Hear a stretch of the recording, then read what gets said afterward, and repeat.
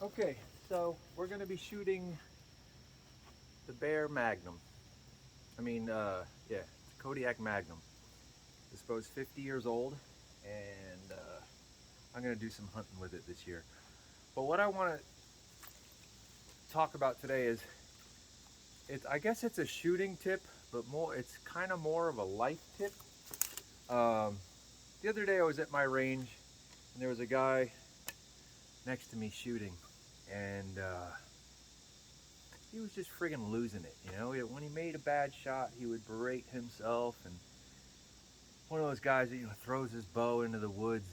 And honestly, I've always kind of been good at sports. I understand being a perfectionist. I understand berating oneself.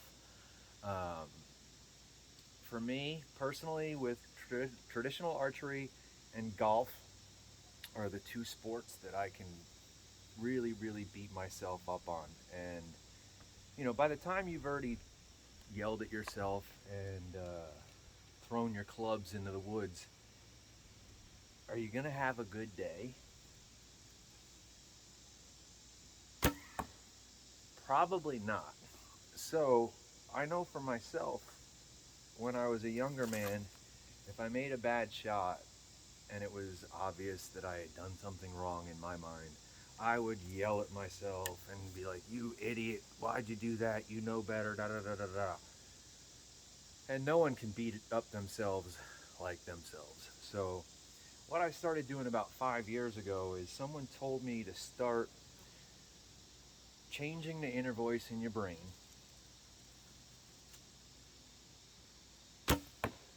to something that if you do make a mistake or you do something obviously wrong in your mind, try to respond to yourself as if you were responding to your friend or an acquaintance that you were teaching. So if you were teaching your buddy Steve how to shoot archery and he collapsed on his shot, and that's what he did, would you berate him? Would you be like, "Steve, you're a friggin' idiot, man. You just collapsed on your shot. I don't know why you did that. You know better." No, you wouldn't. You'd be like, "Steve, I think the reason that shot failed was because you collapsed on your shot. In the future, these are ways that you can keep from collapsing on your shot." Or if you just change the tone that you're talking to yourself, it can make a world of difference. When I shoot now and I make a bad shot, it rarely ruins my mood. I often say one of the best traits of being a good golfer or archer is having a short term memory, because if you go around keeping that grudge with you all day, nothing good's ever going to come out of it. So it's just something that you might want to try to practice. I know for myself, I'm 26 years sober and I have anger issues. So these are tricks that I use just to cope nowadays. But just change that inner voice in your head to as if you were responding to a friend, and it can make a big, big difference. So, anyway, that's my shooting tip for the day. And I'm putting a decent group out there with this bow. I'll walk it down at the end. These are all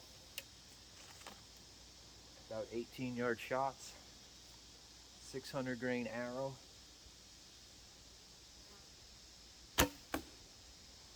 Coming out of a 50-year-old bow, wearing a gun-shy quiver. So I was able to acquire this bow at the end of last season, and I really like it. It shoots well for me. I wanted this bow when I was a kid. So anyway, now I own it. It's a 1973 Kodiak Magnum. So anyway, I'll walk you down, show that group.